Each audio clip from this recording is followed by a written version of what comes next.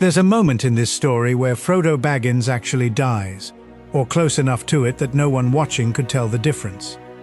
Sam finds him on the ground in Shelob's lair, pale, cold, not breathing that he can detect, poison already working through him in a way Sam has no way to understand.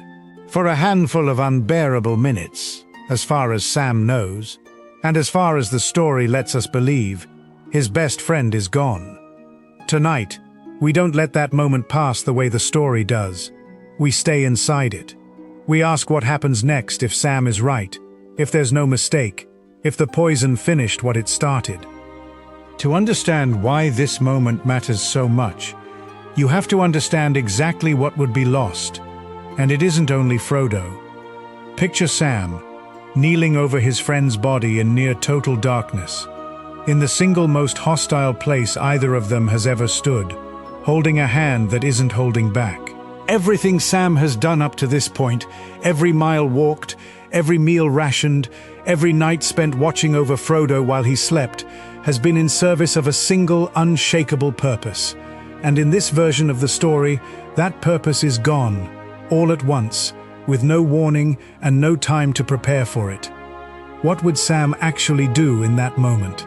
Not the version of Sam, who finds the strength to carry on, because the story needed him to. The version who is, in this telling, simply a gardener from the Shire, standing over his best friend's body in the most evil place in Middle-earth, holding a ring that is now, somehow, his responsibility, whether he wants it or not. The books give us a hint of what that grief looks like, even in the version where Frodo survives. Sam's despair in that moment, believing his friend is gone, is total. He considers ending his own life rather than continuing without him. He is talked out of it only by duty, by the terrible weight of an unfinished task that someone still has to carry. Now imagine that grief without the eventual relief of discovering it was a trick, a paralysis rather than a death. Imagine Sam forced to sit with that despair permanently, with no correction coming, with only the ring, the quest, and an impossible decision waiting on the other side of his mourning. This is where the story becomes almost unbearable to sit with honestly. Sam would have to decide, within hours, grieving and alone in the most hostile territory in Middle-earth, whether to finish what Frodo started, whether to carry the ring the rest of the way himself. And the terrible truth the story keeps quiet, in the version where Frodo survives, is that Sam actually does briefly consider taking up the quest alone, believing his master dead, before circumstances change and Frodo turns out to still be breathing. In this version, nothing changes back.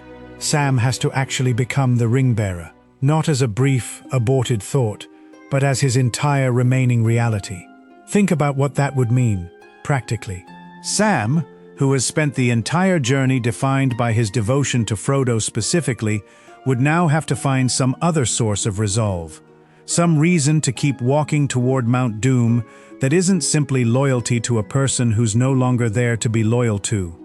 That's a much harder kind of courage to locate. Loving someone enough to follow them into hell is one thing.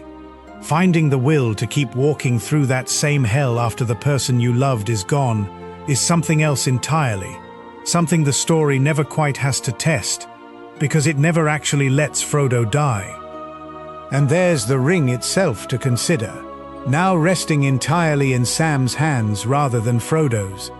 The books already show us the ring's effect on Sam during the brief window it's genuinely his, while he believes Frodo dead. Even devoted, humble Sam, arguably the most resistant character in the entire story to the ring's promises, experiences a vision of himself as a great and terrible gardener king, reshaping the whole world according to his will. That vision passes quickly for Sam because his love for Frodo and his own hobbit sense pull him back from it almost immediately. But in a version where Frodo is actually gone, where there's no possibility of handing the ring back once its original bearer needs it again, how long would that resistance actually hold? Sam's love has always been anchored specifically to serving Frodo, not to some abstract commitment to Middle-earth's freedom. Remove Frodo from the equation permanently, and you remove the exact thing that made Sam immune to the ring's temptation in the first place. This is the version of the story most retellings skip past entirely, because it complicates the tidy image of noble, incorruptible Sam.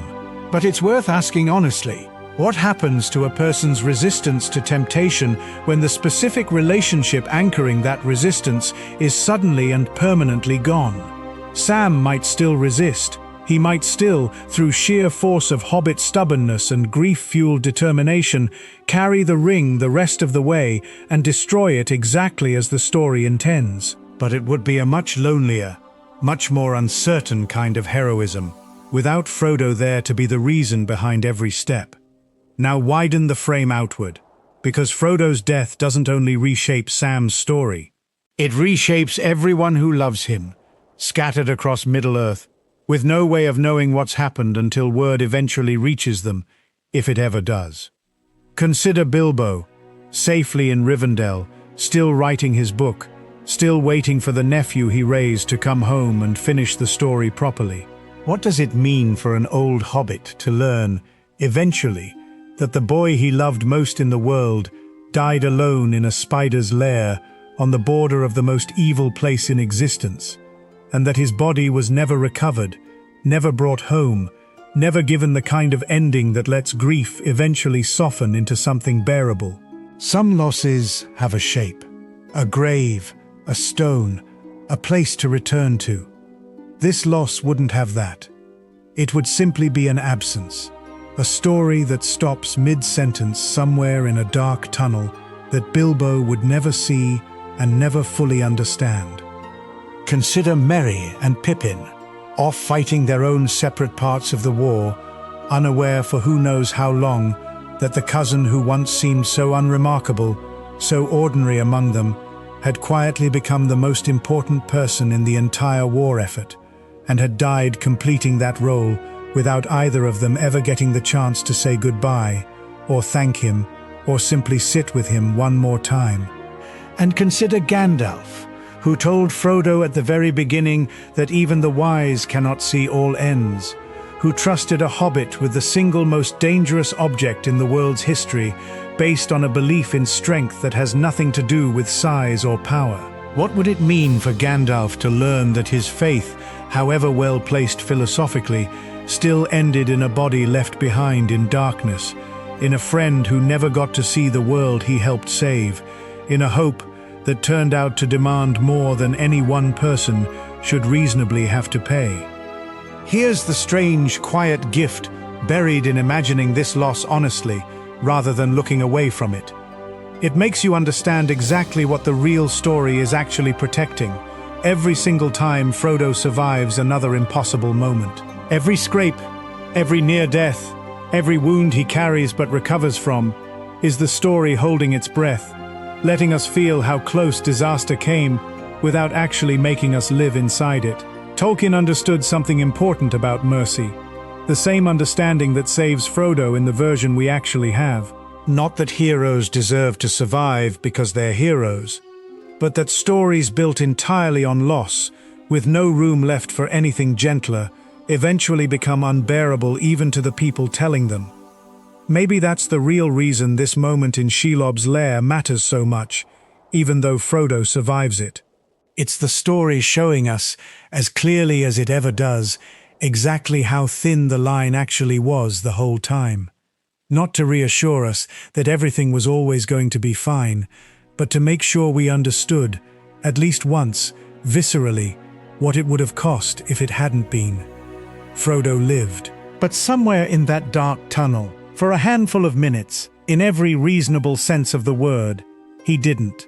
And the story that continues afterward, the healing in Valinor, the quiet years in the Shire, all of it exists because a costly, unearned mercy intervened exactly when it needed to, and not one moment before. If this story moved you, there are more waiting.